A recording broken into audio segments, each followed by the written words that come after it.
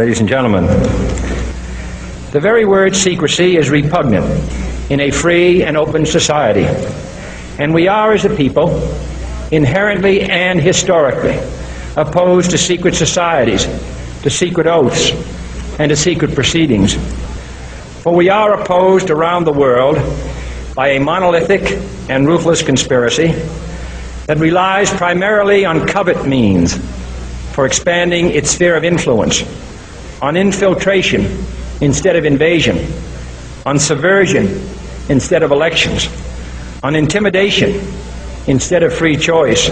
It is a system which has conscripted vast human and material resources into the building of a tightly knit, highly efficient machine that combines military, diplomatic, intelligence, economic, scientific, and political operations. Its preparations are concealed, not published. Its mistakes are buried, not headlined. Its dissenters are silenced, not praised. No expenditure is questioned, no secret is revealed. That is why the Athenian lawmaker Solon decreed it a crime for any citizen to shrink from controversy. I am asking your help in the tremendous task of informing and alerting the American people, confident that with your help, man will be what he was born to be, free and independent.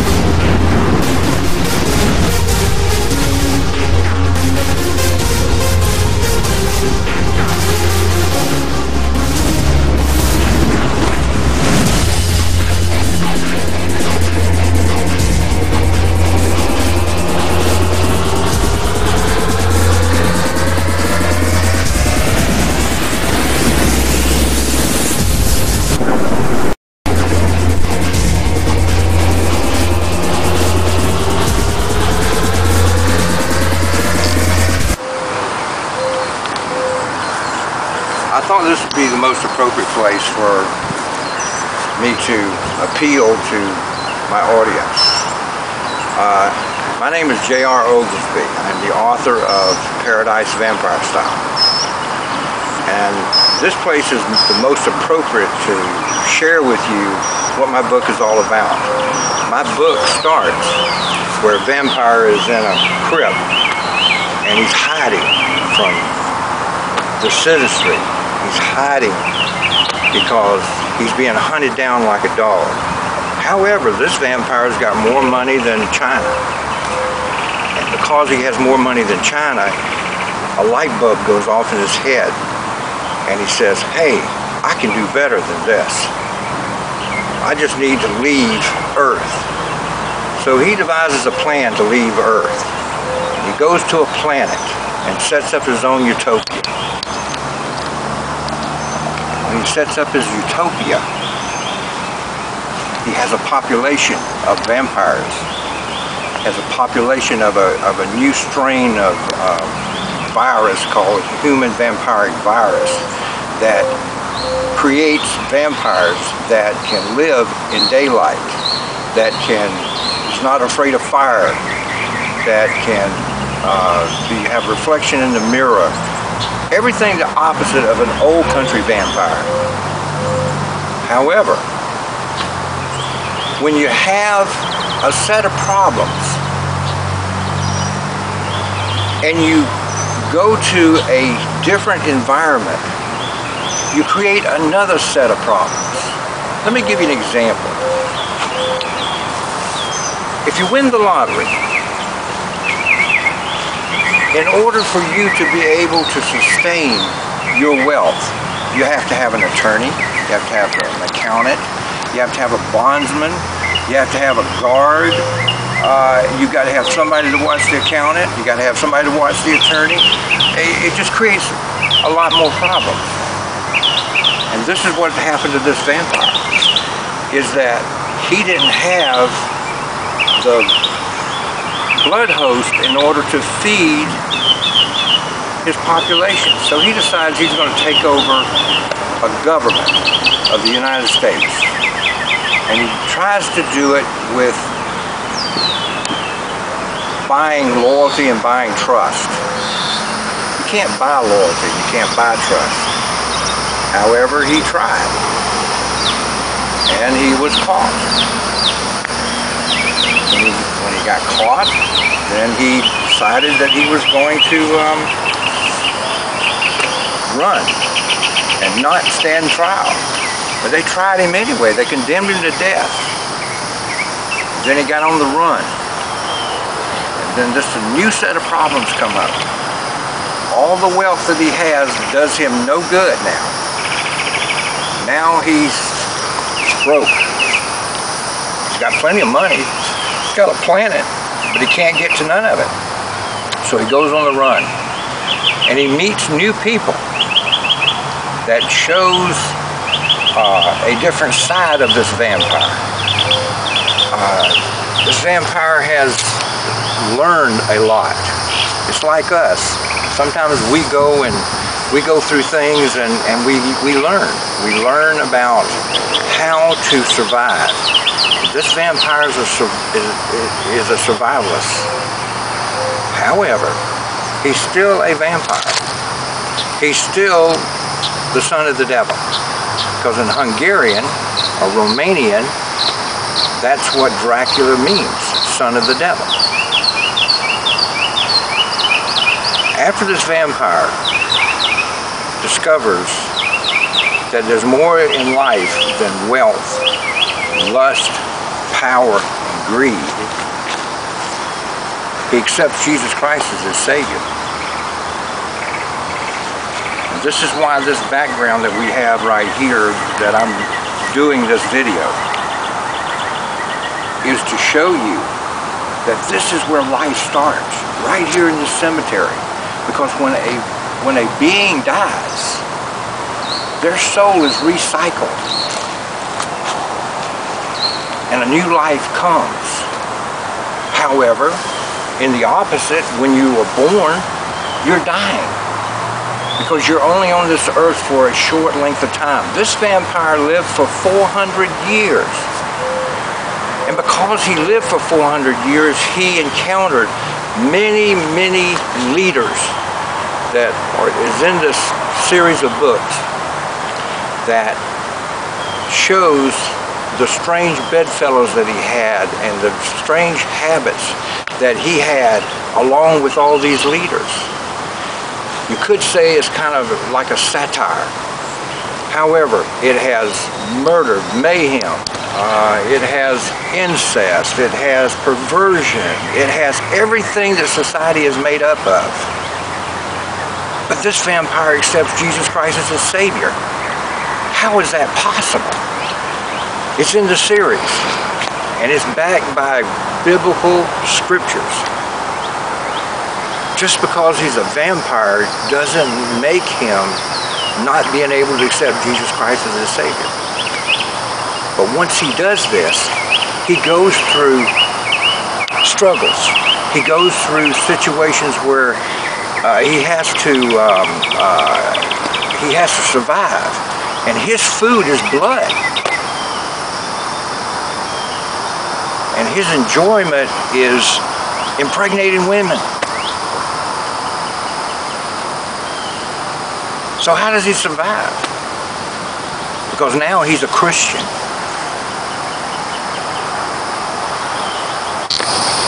And the reason I want to do the film and the book series is to tell a story about society and how society is. We live in a world where society has gone mad because it's made up of elitists.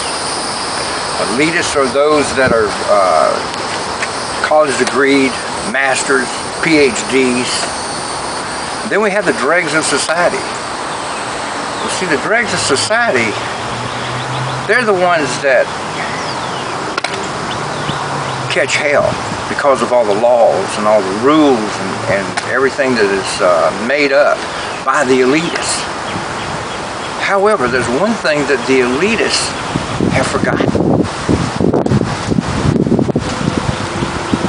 The one with the most money makes the rules.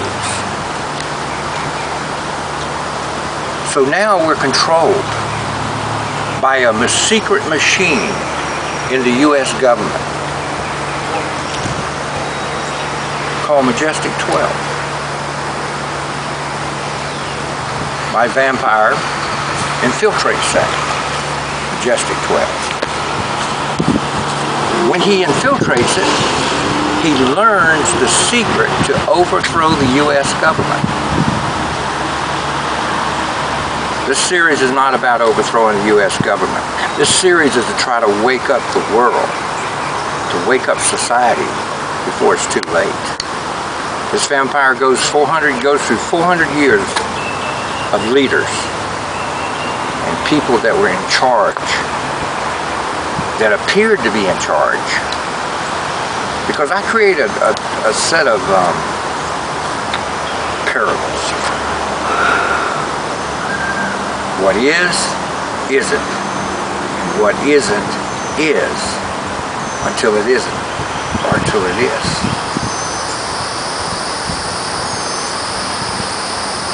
What we appear to see is not what it is. They call that a psyop. That was created back in Iraq. And a psyop is something in reality that appears to be real, but it isn't. It's a staged happening. It's a staged event. We live right now in a time of history where we are going through a lot of staged events that is not real. This vampire, he goes through all these different events, which is in the book.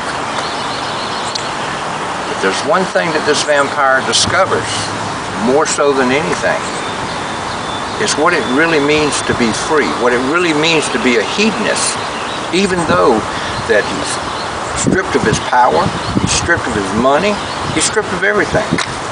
He's on the run. He's living in homeless shelters.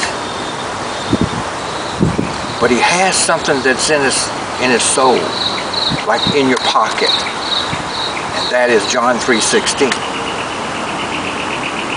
And because of that, he begins to learn. And as long as you can learn something, then you become a viable part of society. When you stop learning, that's when you stop being a part of society. Instead of being part of the solution, you become part of the problem. However,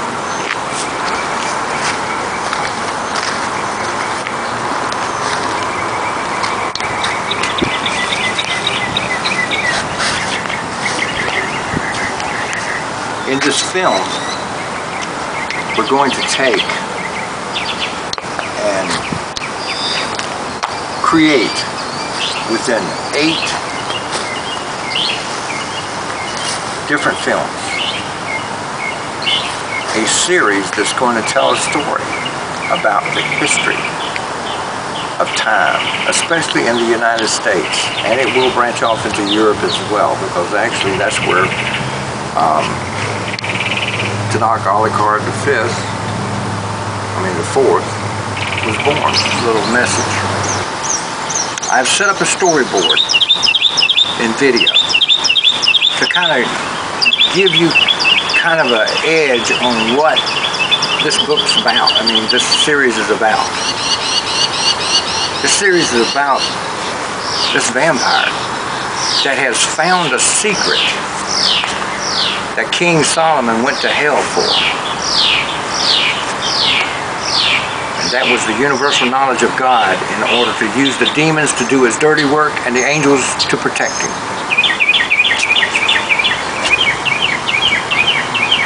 So, I hope you enjoy the storyboard.